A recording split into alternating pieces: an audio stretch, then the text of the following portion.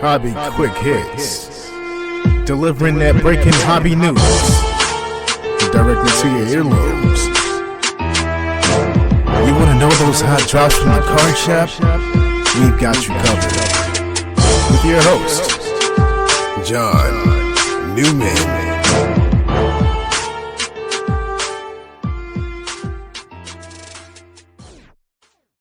Hello everyone, welcome to episode 168 of Hobby Quick Hits, another double show review. Had two shows, my local show, which was the big Megashow, the last one until March, locally here in Syracuse, and the following weekend, that monthly show that I've started doing in Watertown, New York, which is about an hour north of me here in Syracuse. And one thing I've learned in many years of doing shows, card shows as a dealer, sometimes size does not matter. And we're going to talk about both of those shows, how I did, things I saw. Going to be a short and sweet episode, but we're gonna cover the show ground, if you will. So, with that being said, that's what this episode is about. Okay, now a quick word from our great sponsor, followed by the new product release schedule. Then we'll go around the Hobbyverse to tell you all the latest hobby happenings and news. Then we'll tackle today's topic of discussion. Hi, this is Pat Hughes, Cubs announcer, coming to you from the Sports Card Shop in beautiful New Buffalo, Michigan. The Gocher family has built an incredible place here for collectors to buy, sell, and trade cards and memorabilia. Be sure to stop by and let them show you around. TheSportsCardShop.com, connecting sports, athletes, the hobby, and collectors around the world. Hi. This is Alan Pinkett, and I'm here to tell you the Gocher family has done it again. They've just opened up the Sport Card Shop in downtown Valparaiso, Indiana, and it is awesome. If you're a collector, you need to check this place out. Tell them Alan sent you and get a free gift on your first visit. Let's check out this week's Hobby Wax releases. Take it away, Owen. Hey guys, I'm from Sports Card Shop. Let's get into the week releases. On the 15th, we have Tristar Hidden Treasures Football Mini Helmet Platinum Edition Series 2. Upper Deck Artifacts Hockey. And moving to the 20th, we have Leaf Perfect Game National Showcase Baseball. Onyx Premium Baseball Collection. Panini Flawless Collegiate Football. Upper Deck The Cup Hockey. And then moving to the 22nd, we have Onyx Vintage Collection Football, Panini Donruss Football Factory Set, Pieces of the Past, One Time Edition Series 2. Moving to the 27th, we have Keepsake Football Premier Edition, Top Scroll Major League Soccer, Upper Deck Ultimate Collection Hockey. Moving to the 29th, we have Panini National Treasures Baseball. And then going to the 3rd, we have Panini Prism Football Hobby. And then finishing off with the 5th, we have Leaf Metal Draft Baseball, Panini Immaculate UFC. That would be it. See you guys later. Let's go round the Hobbyverse and catch up on this week's hobby news. And find out. All right, wasn't sure what story to lead off with, but let's lead off with the 2023 Bowman Draft, now out.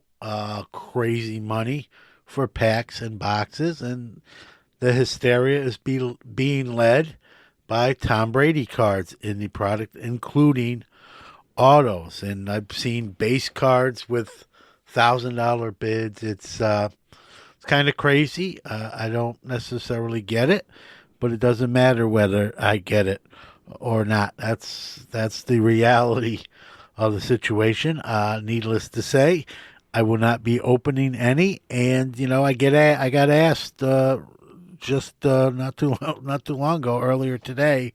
Do I think these Tom Brady's will, number one, be worth it and keep up this pace? And the answer is no and no, right? I'll bring you back to 1991. Remember, if you're old like me, you remember 1991 Upper Deck and the SP1 Michael Jordan card when he was working out with the White Sox. And that card was like that back then in 1991 price levels. And we all know that card, while still cool and still kind of in demand or desired today, can be had for, $15-20 in raw form, and not crazy price in graded form unless you're buying a 10.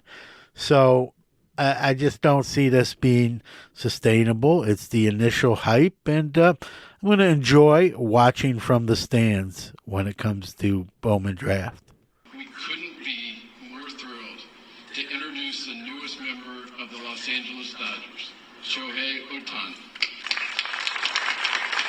$700 million for said Shohei Ohtani. That was the Dodgers introducing their newest member of their ball club at their press conference.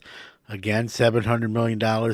I read how it's going to be deferred on the back end. I think baseball needs to look at that, about the legalities of that and salary cap implications. But this is not a sports show, so we'll leave that there. Another big name player switching coats. Ohtani's not switching coats, just teams. But Juan Soto going to New York. No, not my Mets, but the Yankees via trade. And those are two big name hobbyist, heavyweight parts of the hobby. And it will re-spark interest in both of those gentlemen's cards. Not that they needed a lot of help. Their performance on the field is pretty good as well, but just the buzz with a new location will create a new set of fans that maybe weren't fans before. And so we can't overlook the hobby impact of those new uniforms. So that's what this piece was about. Art Lewicki, former Major League pitcher, not great, brief stint in the majors, mostly with the Detroit Tigers, is now a sports car dealer. Something his dad has been doing.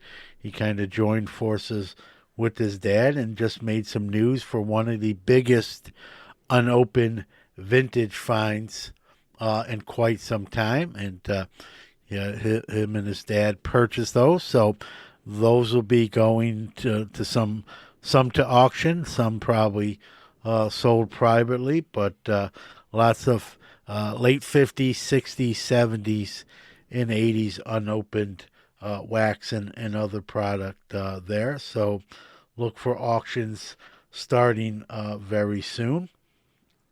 Shout out to Leaf. Leaf has produced a 20-card multi-sport, multi-star set, and the money going to autism awareness.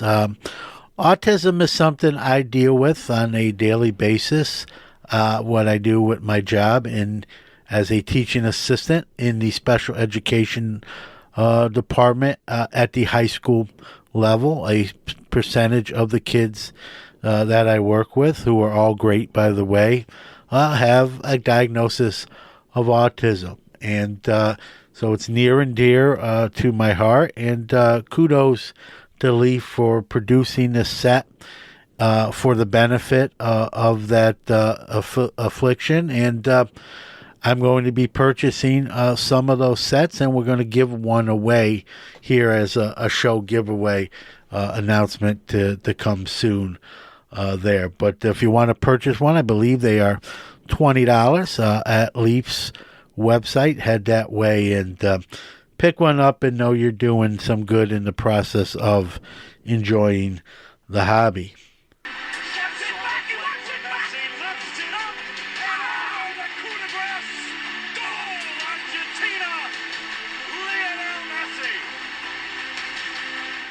Huge auction sale to report through Sotheby's.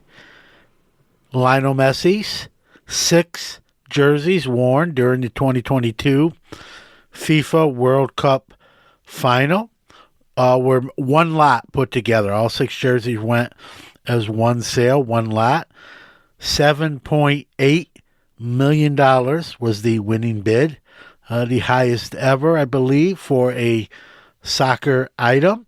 A portion of those proceeds will be going to Unicas, Barcelona, which is a children's hospital in Barcelona, Spain. So it's a win-win. Winning bidder gets 6 historic jerseys, and a children's hospital gets some money to help them out. Staying on the soccer front, Panini got some good news. Their relationship with the FIFA World Cup, as far as licensing goes, will be extended right through 2030. So they will have that FIFA World Cup licensing for another 6 years. And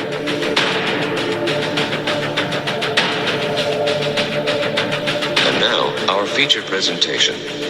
All right, time to talk about my double show review. Again, 2 weekends in a row with a show starting on December 3rd with my big fairground show. That is a Sunday show. Did okay. Did very well on the SGC side. Not great on my personal card side. Did okay. No, not a bad show. Just not a great show, but lots of SG submissions, which kind of put me over the top, if you will. And so it was a good show overall. Was hoping it was a little bit better, but I've had really good luck with the Syracuse show. So I was kind of due for, again, not as great one as probably I have been having. But again, probably set a record when it comes to SGC submissions for that show. So all's well that ends well there. Didn't see a lot of people going around trying to sell cards, so I didn't get to buy any cards, and didn't really walk around a ton. So funny story from that show, if you will. A gentleman came up to me and said, "I know you," and I just figured he was going to say, he listened to the podcast or whatnot. He asked if, I had went to this, Liverpool High School. And I'm like, yeah, I graduated in 1990. And he said, so do I. So did I. And you're John Newman. And I'm like, yes. And I didn't recognize him still. And he said, hey, I'm Alessio. And as soon as he said Alessio Gadice was one of my friends in high school. And I didn't recognize him until he said his name. And, he had more hair in high school, as most of us tend to do. So once he said his first name, I recognized him, said his last name.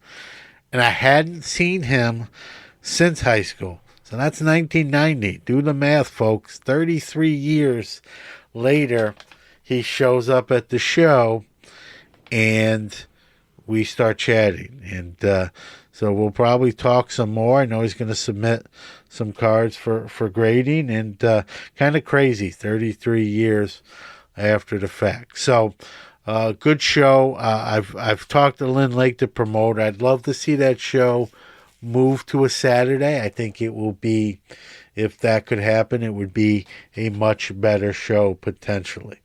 So let's talk about the second show now, which was the following Saturday, the 9th. And a small show, Watertown, New York. It's the second time I've been up there, about an hour away from where I live. And I only get one table and an SGC table. They've asked me to do SGC for the show. Did okay the first time I was up there. Did all right, too, on my card side. This show started out pretty slow, to be honest with you. It was slow enough that I actually called in to Hobby Hotline from the show and did some videoing around the show.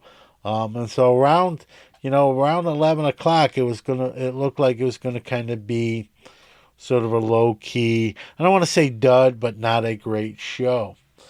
And in the never count your chickens before they hatch in a good way department, I had one heck of a second half of the show. The show runs till 4 o'clock, and that got busy about 11:30, and I was busy till 3. I sold a bunch of Peyton Manning rookies, Ken Griffey Jr. autos, made some big sales, had over 70 cards on the SGC submission side, which is a lot for that kind of smaller show, and really had a gangbuster second half of the show, and it was exceeded expectations. So went from looking sort of dire to having a show that exceeded my expectations on both my card side and the SGC submission side. And so that was a nice, pleasant hour drive home, and very, very happy with it. The promoters are happy as well that they can advertise. SGC bulk subs can be submitted there, and I think that's starting to get a little momentum. So a lot of new subbers this month in comparison to the first month. So very, very pleased with that recent show. And when you combine the both shows, it was a really great 2 weeks, and no complaints. And anyone telling you the hobby's dead doesn't know what they're talking about, or they're trying to get clickbait. Now, is the hobby in a different place? It sure is. I'll be the first one to tell you that. But there's lots of transactions being made still, and that really just indicates the overall health of the hobby. And I think, again, when we talk about the crescendo and during the pandemic, I think that was just, it just was the perfect storm for skyrocketing hobby. And you knew that had, to end sometime. You have to adapt, you have to adjust, you have to lower your prices, check comps. And as a dealer, if you're willing to do that, you should do pretty well. And so, I'm still enjoying doing the shows. My next show is not until January in Watertown, but my next big fairground show is not till March. So it's going to be a while for another big show. I have considered maybe traveling a little bit more, but we'll see how that pans out. Traveling's not as easy in my older age as it was for the younger version of me, but still enjoy doing shows. What's fun about the Watertown show is I get to do it. My good friend Chad, who's the godfather of my son Jordan. My friend Nick is next to us, Nick Dio, and the fairground show too. I'm usually next to Nick Brower from AAN Collect, and so it's nice when you do shows with people you have that camaraderie. The time seems to go quick, and even sometimes if you don't have a great show, but you're next to someone whose company you enjoy, you can kind of cut it up, have fun, and that sort of thing, and make the best of it. And I'm fortunate and to be in that situation with my show set up, and so it's I'm having fun. It is a little bit of a grind, truth be told, but because I'm having fun and with folks I know, that makes that grind all the more worthwhile. So shows are still being highly attended. We could debate whether maybe if there's too many shows, those numbers start to come down. But right now, with the shows I'm doing, I don't have any complaints with the people walking through the door.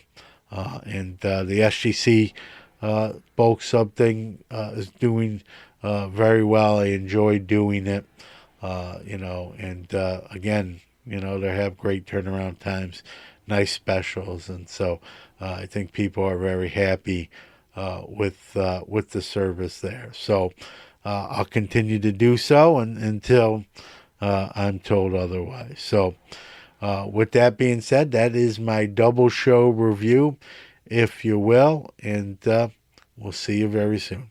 All right, thank you for listening to another episode of Hobby Quick Hits. Want to give out our social media, starting with our website, which is www.sportscardnationpodcast.com. Facebook, you can follow us at www.facebook.com/SportsCardNationPodcast/. Twitter, we are at SportsCardNati1, so it's SportsCard NATI1. Instagram at SportsCardNationPodcast, or you can email the show hobbyquickhits@gmail.com. Again, thanks for listening. We'll see you next week.